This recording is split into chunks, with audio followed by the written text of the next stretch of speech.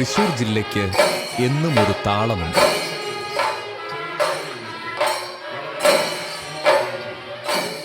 ഉത്സവങ്ങളിലും തിരുനാളുകളിലുമെല്ലാം ആ താളത്തെ ജനങ്ങൾ മാറോട് ചേർത്തിട്ടുമുണ്ട്. ഈ തിരിച്ചറിവിൽ നിന്നാണ് 1956 കാലഘട്ടങ്ങളിൽ വരന്തരപ്പള്ളിക്കടുത്ത് പള്ളിക്കുന്നിൽ സെയിന്റ് മേരീസ് എന്ന പേരിൽ പുതിയൊരു ബാൻഡ് സെറ്റ് തുടങ്ങാൻ പുതൂർക്കര യൗസേപ്പ് എന്ന വ്യക്തി മുന്നിട്ടിറങ്ങുന്നത്.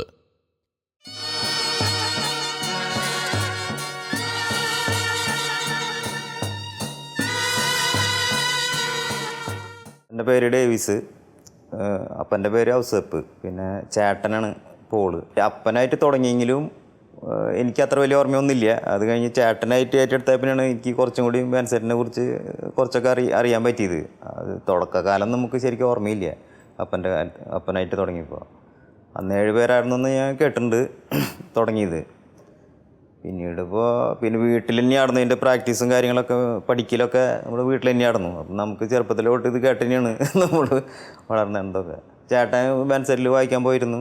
അപ്പോൾ അന്നത്തെ കുറേ ആൾക്കാരെ അങ്ങനെ അറിയാമല്ലോ. വറദേട്ടൻ, പല്ലിശ്ശേരി, പിന്നെ കൊരട്ടിക്കാരൻ ഔസേപ്പുട്ടിയേട്ടൻ, പല്ലിശ്ശേരി ദേവസി, താണിശ്ശേരി വറീദ്, അങ്ങനെയുള്ള ആൾക്കാരൊക്കെ അന്ന് സ്ഥിരമായിട്ട് വീട്ടിൽ വരലും ബാൻഡ് പാട്ടുകൾ പഠിക്കാനും കാര്യങ്ങളൊക്കെ വരാറുണ്ട്. പേരിട്ടാണ് തന്നെ ഇവിടുത്തെ മാതാവിൻ്റെ പേരാണ്, സെൻറ്റ് മേരീസ് എന്നുള്ള ഈ പള്ളിയിലെ മാതാവിൻ്റെ പേരാണ് ഇട്ടാണ്.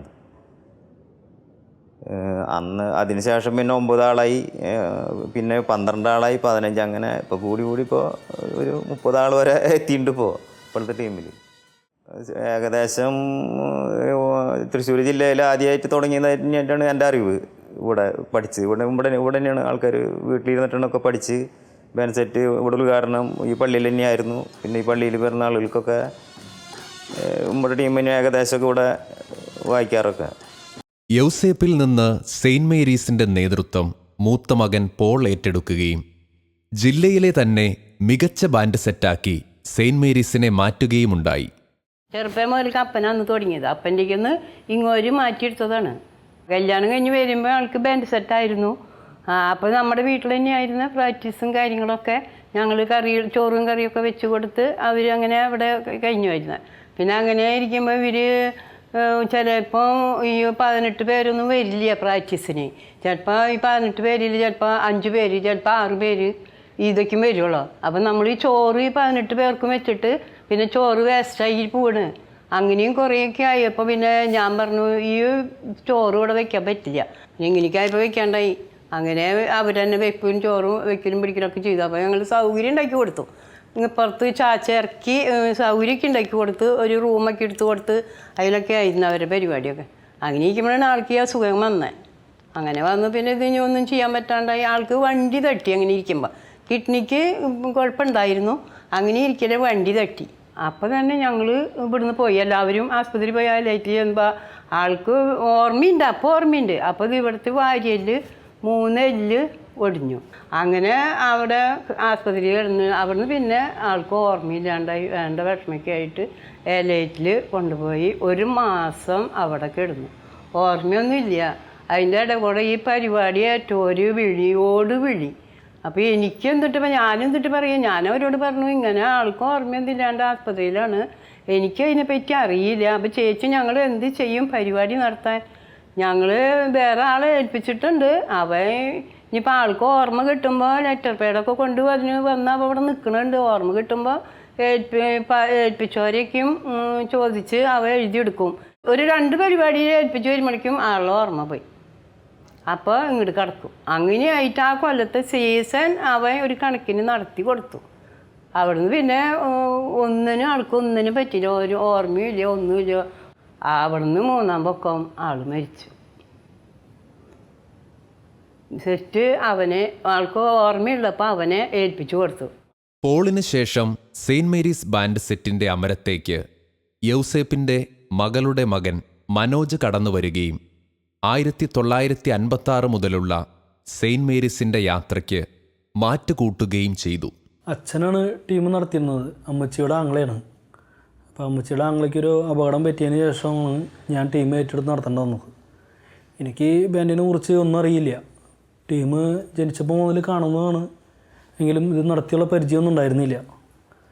പിന്നീട് അച്ഛന് ഇങ്ങനൊരു പ്രശ്നം വന്നു, ബുദ്ധിമുട്ട് വന്നതിന് ശേഷം എടുത്തു വെച്ച പ്രോഗ്രാം നടത്തി അവസാനിപ്പിക്കേണ്ട ഒരു സാഹചര്യത്തിലാണ് ഞാനിതിലെത്തിപ്പെടുന്നത്. ആ വർഷത്തെ പ്രോഗ്രാമുകൾ നടത്തി തീർത്തു. അപ്പോൾ ടീമിലെ അംഗങ്ങളെല്ലാവരും പറയണം, ടീം മനോജ് നടത്തുകയാണെങ്കിൽ ഞങ്ങൾ സഹകരിക്കാമെന്ന് പറയണം. അങ്ങനെയാണ് ടീം തുടർന്നു കൊണ്ടുപോകുന്നത്.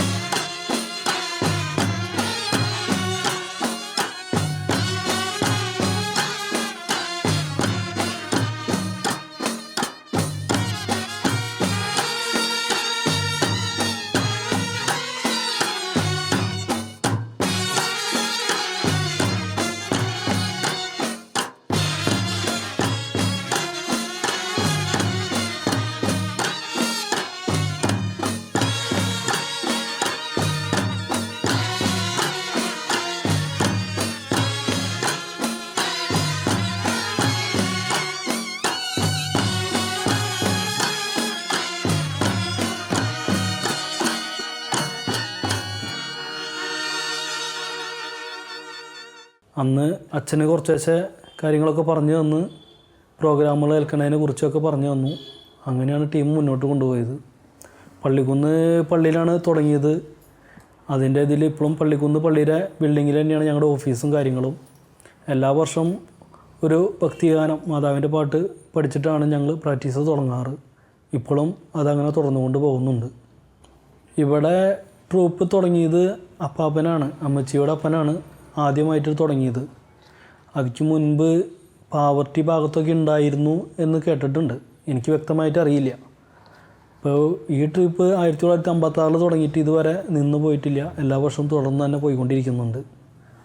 ഇപ്പോഴും നല്ല രീതിയിൽ തന്നെ ടീം മുന്നോട്ട് പോയിക്കൊണ്ടിരിക്കുന്നുണ്ട്. പള്ളിക്കുന്ന് പള്ളിയിൽ വെച്ചിട്ടാണ് ഞങ്ങളുടെ ട്രൂപ്പിൻ്റെ 50-ാം വാർഷികം ആഘോഷിച്ചത്. അന്ന് ഞങ്ങളുടെ വീട്ടിൽ നിന്ന് വളയുമായിട്ട് പള്ളിയിലേക്ക് ബാൻഡ് സെറ്റ് വരികയും പള്ളിക്കുന്ന് പള്ളിയിൽ വെച്ച് പ്രോഗ്രാം നടത്തുകയുണ്ടായി. അന്ന് അപ്പാപ്പനെ പൊന്നാട അണിയിക്കുകയും അനുമോദിക്കുകയും എല്ലാം ചടങ്ങുകളെല്ലാം നടത്തുകയുണ്ടായിരുന്നു പള്ളിയിൽ.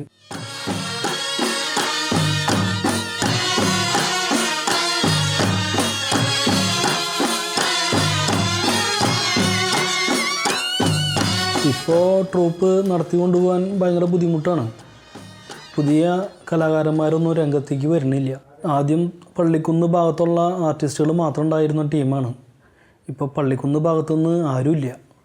എല്ലാവരും മലപ്പുറം, പാലക്കാട്, കോട്ടയം, എറണാകുളം തുടങ്ങിയ ജില്ലകളിൽ നിന്ന് വന്നിട്ടാണ് പ്രാക്ടീസിനും പ്രോഗ്രാമിനൊക്കെ വന്നുകൊണ്ടിരിക്കുന്നത്.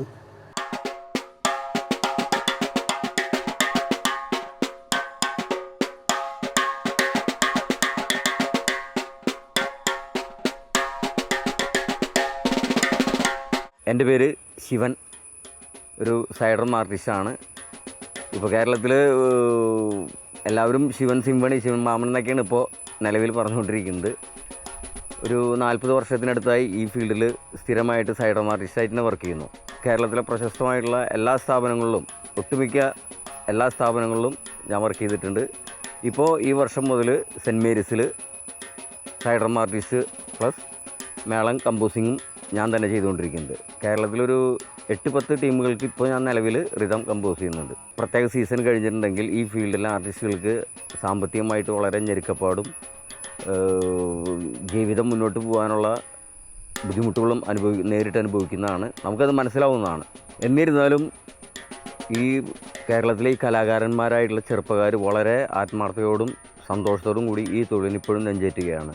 ഇതിലൊക്കെ ഉപരിയായിട്ട് ഇതിന് വലിയൊരു ഫാൻസ് സമൂഹം ഈ പുതിയ നവമാധ്യമങ്ങളുടെ പിറവിയോട് കൂടിയിട്ട് ഈ കലയ്ക്ക് മാനുവൽ ആയിട്ട് ഉപയോഗിക്കുന്ന ഈ കലയ്ക്ക് മാനുവൽ ഇൻസ്ട്രുമെൻറ്റ്സ് മാത്രമേ ഇത് ഉപയോഗിക്കാൻ പറ്റുള്ളൂ. വേറൊരു ഫീഡിങ്ങോ അല്ലെങ്കിൽ റെക്കോർഡിങ്ങോ അങ്ങനത്തെ ഒരു സിസ്റ്റം നടക്കില്ല.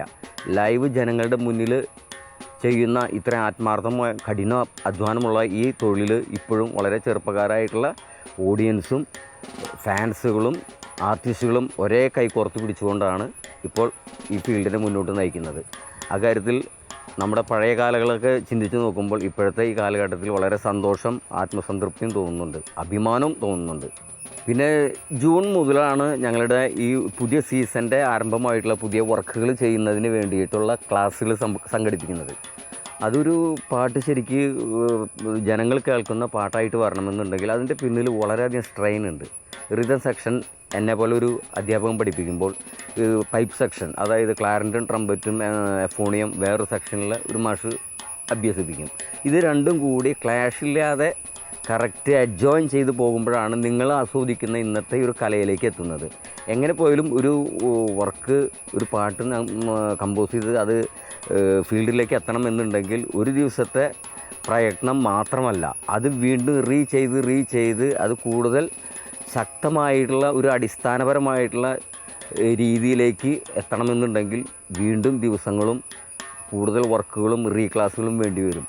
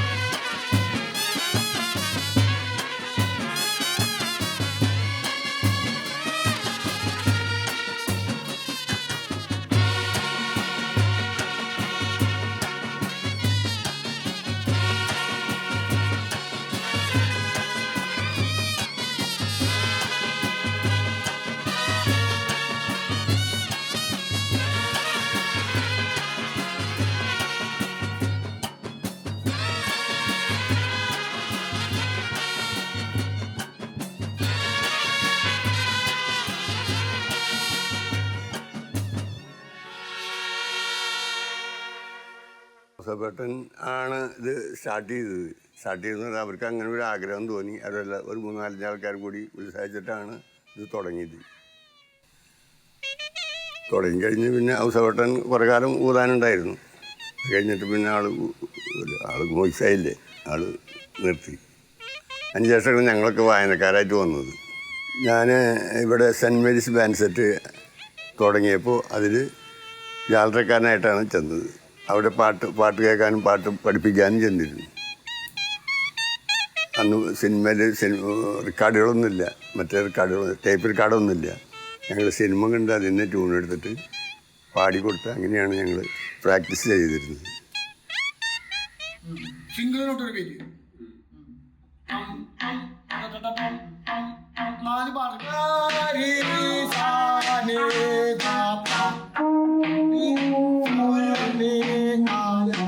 പിന്നെ അതിന് ശേഷം പിന്നെ റെക്കോർഡ് ഗ്രാംഫോൺ വന്നു. ഗ്രാംഫോൺ വന്നിട്ട് അതിൽ അതിൻ്റെ പിച്ച് ഞങ്ങൾക്ക് കിട്ടുന്നില്ല ഗ്രാംഫോൺ വയ്ക്കുമ്പോൾ. അപ്പോൾ റേഡിയോയിൽ കണക്ഷൻ കൊടുത്തിട്ട് അതിൽ നിന്നാണ് പിച്ച് എടുത്ത് ഞങ്ങൾ പഠിച്ചിരുന്നത്. പിന്നെ ഞങ്ങൾക്ക് സംശയം തോന്നിയാൽ സിനിമ കാണും, അതിൽ നിന്ന് പാട്ട് പുസ്തകം പഠിച്ച് അതിൽ പാടി, അങ്ങനെയാണ് ഞങ്ങൾ പ്രാക്ടീസ് ചെയ്തിരുന്നത് ആദ്യം. പിന്നീടൊക്കെ ടൈപ്പ് റെക്കോർഡായി അങ്ങനെ വന്നു. അന്ന് ഞങ്ങൾ 7 പേരാണ് സെറ്റ് ഉണ്ടായിരുന്നത്. ചിലപ്പോൾ 5 ആൾ പോവും, അല്ലെങ്കിൽ 7 ആൾ, അങ്ങനെയായിരുന്നു സെറ്റ്. പിന്നെ ഞങ്ങൾക്ക് നല്ല ഡിമാൻഡായിരുന്നു. എവിടെ ചെന്നാലും സെൻറ്റ് മേരീസിന് പേരുള്ള സമയമായിരുന്നു. കാരണം അവർ ആരും എന്ത് പാട്ട് പറഞ്ഞാലും ഞങ്ങളന്ന് വായിച്ചിരുന്നു. ഞാൻ ശിവൻ ചെങ്ങാലൂർ. 40 വർഷമായി ഞാൻ പഠിച്ചിട്ട്. 84 പഠിച്ചതാണ് ഞാൻ. ആദ്യത്തെ പോലുള്ള ബാൻഡല്ല. ഇപ്പോൾ സോഷ്യൽ മീഡിയ ഒക്കെ വന്നതോടുകൂടി ഞങ്ങൾക്ക് വളരെ വളരെ ബഹുമാനത്തോടുകൂടിയുള്ള പ്രോഗ്രാമുകൾ ഞങ്ങൾ വായിക്കുന്നു. വളരെ സന്തോഷമുണ്ട്.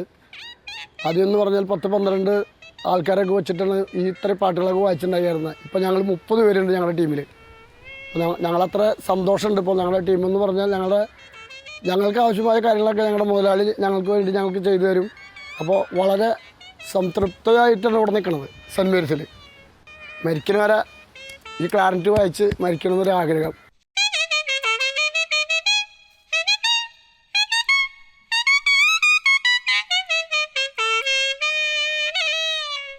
'86, '87 മുതൽ ഞാൻ ബാൻഡ് പഠിച്ച് 22 വർഷത്തോളം ട്രംപറ്റ് വായിച്ചു. ഞങ്ങൾ പഠിപ്പിച്ചായിരുന്നു PMV എന്ന് പറഞ്ഞ കലായെന്ന് പറഞ്ഞ മാഷാണ് പഠിപ്പിച്ചായിരുന്നു. പിന്നെ ഒരു 11 വർഷത്തോളം രാഗദീപ വർഷേൻ്റെ കെയർ ഓഫിലും മാത്തയേട്ടൻ്റെ കെയർ ഓഫിലും 11 വർഷം അതും ട്രംപറ്റ് തന്നെ വായിച്ചായിരുന്നു. പിന്നെ അതിന് ശേഷം സെൻറ്റ് മേരീസിലേക്ക് വീണ്ടും തിരിച്ചു വന്നു. പിന്നുള്ള കാലം സെൻറ്റ് മേരീസിൽ തന്നെ ഒരു 3 വർഷം മാത്രം ഗ്യാപ്പ് വന്നിട്ടുള്ളൂ. പിന്നെ സെൻറ്റ് മേരീസിൽ ക്ലാരറ്റ് വായിച്ച് സെൻറ്റ് മേരീസിൽ 22 വർഷം ഞാൻ ട്രംപറ്റ് വായിച്ചു. ട്രംപറ്റുകാർക്കുള്ള ഒരു എന്ന് പറഞ്ഞാൽ ഈ ചുണ്ടിൻ്റെ ഈ ഭാഗത്ത് ഈ നമ്മളെ ഈ ചുണ്ടുമ്പോൾ ഒരു മുനപ്പ് മാതിരി ഉണ്ട്. ആ ഭാഗം ഇങ്ങനെ അത് മാംസം അടർന്ന് പോകുന്നതാണ്. ഈ അത്രയും പവർ വേണം ട്രംപറ്റ് വായിക്കുന്നില്ല. ശരിക്കും നന്നായിട്ട് ട്രംപറ്റ് വായിച്ച് ഒരു 10 വർഷം വായിച്ചു കഴിഞ്ഞാൽ പിന്നെ അത് പരമാവധിയായി. വർക്ക് ഓവർലോഡാണ്. നമുക്ക് ട്രംപറ്റുകാർക്ക് ഭയങ്കര കഷ്ടം തന്നെയാണ്. അതിന് ശേഷം ഞാൻ ക്ലാരറ്റ് ബാൻഡിൽ നിന്ന് പോകാൻ താല്പര്യമില്ല. അതുകൊണ്ട് ഈ വേറെ ഇൻസ്ട്രുമെൻ്റാക്കി ക്ലാരറ്റ് പഠിച്ചുകൊണ്ടിരിക്കുന്നു. വ്യാസം മൂലം ഈ വർഷം പങ്കെടുക്കാൻ പറ്റിയിട്ടില്ല. അടുത്ത വർഷം മുതൽ ഇറങ്ങാം എന്ന് വിചാരിക്കുന്നു. അവസരമായി രക്ഷപ്പെട്ട് അങ്ങനെ പോകണം.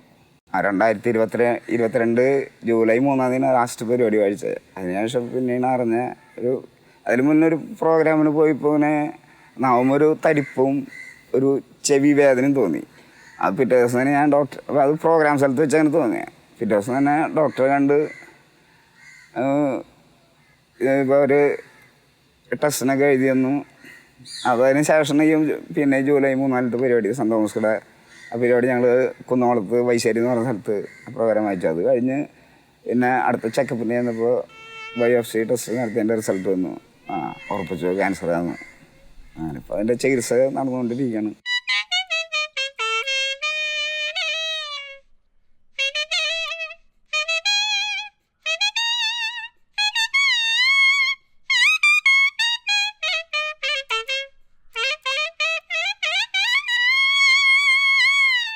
ഞാനിപ്പോൾ അതിൽ സെൻറ്റ് മേരീസിൽ ഫുൾ ടൈം ഉണ്ടായിരുന്നു. ഇപ്പോൾ പുതിയ ആർട്ടിസ്റ്റുകൾ കുറേ ചേർത്ത് ടീം നല്ല നിലയ്ക്ക് പോകുന്നുണ്ട്. എൻ്റെ ടീമിനും അതിലത്തെ പ്രവർത്തിക്കുന്നതിൻ്റെ എല്ലാ ആശംസകളും എല്ലാ പ്രാർത്ഥനയുണ്ട്. ഞാനും ഈ വർഷം പരമാവധി പറ്റുമെന്ന് വെച്ചാൽ ഈ വർഷം ലാസ്റ്റോട് കൂടിയെങ്കിലും 4 പ്രോഗ്രാമിലും വായിക്കണം എന്നുള്ള ആഗ്രഹത്തിലാണ് ഇപ്പോൾ ഇരിക്കുന്നത്.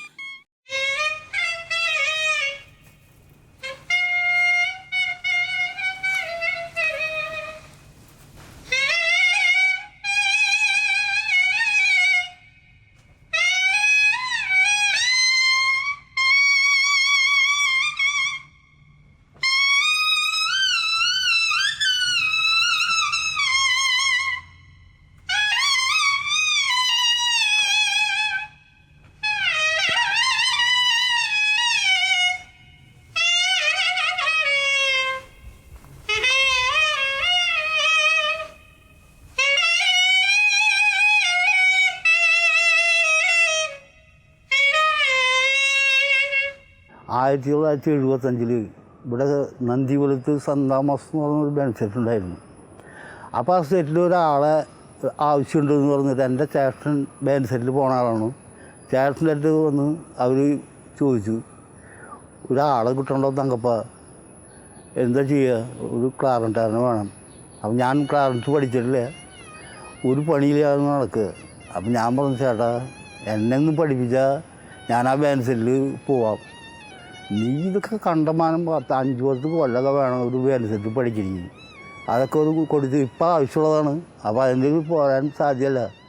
അപ്പം ഞാൻ സ്വകാര്യമായിട്ട് അവരോട് പറഞ്ഞു, സന്താമസിൻ്റെ ഓണറോട് പറഞ്ഞു, ഞാൻ വരാം, പ്രാക്ടീസ് ചെയ്ത് അങ്ങനെയോട് പോകാൻ പോകും.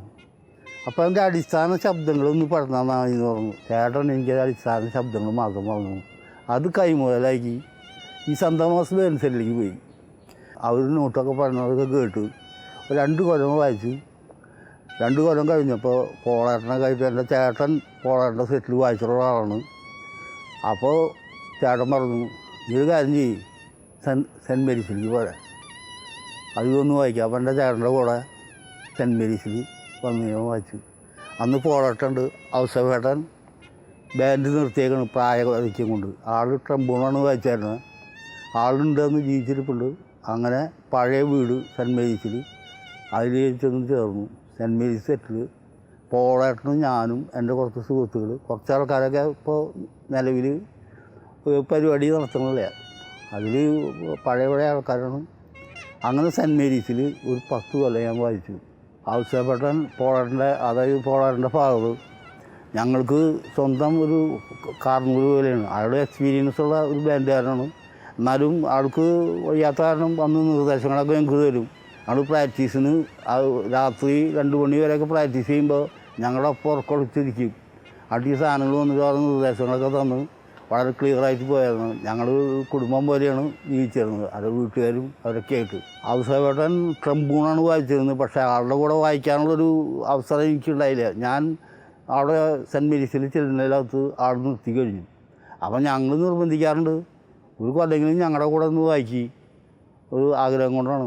എന്നെ കൊണ്ട് സാധ്യമല്ല. അപ്പോൾ എൻ്റെ മകനുണ്ട്, അവൻ കൊണ്ടുപോട്ടെ. അപ്പോൾ സെറ്റിൻ്റെ ചാർജൊക്കെ പോളേട്ടനെ ഏൽപ്പിച്ചു. അങ്ങനെ പോളേട്ടനാണ് എന്നെ കൊണ്ടു നടന്നത്. ആൾ പ്രാക്ടീസുള്ള സമയത്ത് ഞങ്ങൾ പ്രാക്ടീസ് തുടങ്ങുമ്പോൾ 2 മണിയൊക്കെ പ്രാക്ടീസ് കഴിയുമ്പോൾ അതുവരെ ഞങ്ങളൊപ്പം ഇരിക്കും. വേണ്ട കാര്യം നിർദ്ദേശങ്ങളൊക്കെ തന്നു അങ്ങനെ പോയിരുന്നു. പിന്നെ പോളേട്ടൻ്റെ കെയർ ഓഫിൽ ആണ് സെറ്റ് കൂടിയത്. 10 കൊല്ലത്തോളം ഞാൻ അതിൽ വർക്ക് ചെയ്തിരുന്നു. 10 കൊല്ലം വായിച്ച് കഴിഞ്ഞപ്പോൾ സ്വന്തമായിട്ട് സെറ്റ് തുടങ്ങണം എന്നെൻ്റെ ചേട്ടൻ പറഞ്ഞുകൊണ്ട് ഞാൻ സ്വന്തമായിട്ട് സെറ്റിലേക്ക് പോകുന്നു. അങ്ങനെ ഒരു 5-8 കൊല്ലം ആ സ്വന്തമായി സെറ്റ് ഓടിച്ചു. ആ സെറ്റ് വായിച്ചതിന് ശേഷം ആ സെറ്റ് എന്തോ പ്രശ്നങ്ങളെ കൊണ്ട് സാമ്പത്തികമായി പൈസയ്ക്ക് ഇല്ലാത്തതുകൊണ്ട് സെറ്റ് നിർത്തി. പിന്നെ ഇവിടങ്ങളിലും മറ്റു സ്ഥലങ്ങളിലായിട്ട് കുറച്ച് സെറ്റുകളിൽ മാറി മാറി വായിച്ചു. ഓരോ സെറ്റിലങ്ങനെ വായിച്ച് 10-48 കൊല്ലത്തോളം ഈ ടീമുകളിലൊക്കെ വായിച്ച് ഇതന്നെ തൊഴിൽ അങ്ങനെ എടുത്ത് നടക്കായിരുന്നു. ഇപ്പോൾ ഒരു 1-2 വർഷം മുമ്പ് ഒരു അറ്റാക്ക് വന്നു. അത് ഫ്രോഡായി, വായിക്കാനായിട്ട് ലേശം പ്രശ്നമായി. അറ്റാക്കിനോടനുബന്ധിച്ച് എൻ്റെ കാലിന് നടക്കാൻ ഇതില്ല, ആർട്ടറിക്ക് എന്തോ പ്രശ്നമാണ്. അപ്പോൾ നടക്കാൻ ബുദ്ധിമുട്ട്, കണ്ണുകൾക്ക് ഒരു മങ്ങൽ. വലത്തെ കണ്ണ് കംപ്ലീറ്റ് ഡിമ്മാണ്, ശരിക്കും കാണാൻ കഴിയില്ല. ഇടത്തതാണ്, അതും ഡിമ്മാണ്. അപ്പോൾ നടന്നു വായിക്കാനായിട്ട് ഒരു ബുദ്ധിമുട്ട്. അപ്പോൾ കുറച്ച് പരിപാടികൾക്ക്, അധികം പള്ളി ആവശ്യം, ഒരു സ്റ്റേജ് പരിപാടി, അങ്ങനത്തെ പരിപാടികൾക്ക് മാത്രമായിട്ട് അത് ശേഷിച്ചോടെ. ഇപ്പോൾ ഞാൻ കറുകുറ്റിയിൽ സെൻറ്റ് ജോസഫ് എന്ന് പറഞ്ഞ സെറ്റാണ്, അതും ഇങ്ങനെ സബ്സ്റ്റിറ്റ്യൂട്ടായിട്ട് ഏതെങ്കിലും സ്റ്റേജ് നല്ല പരിപാടികൾ മാത്രം, പള്ളി പരിപാടി നിന്ന് വായിക്കേണ്ട പരിപാടിക്ക് മാത്രം വായിക്കാൻ പോകുന്നത് ആരോഗ്യ പ്രശ്നങ്ങൾ കാരണം.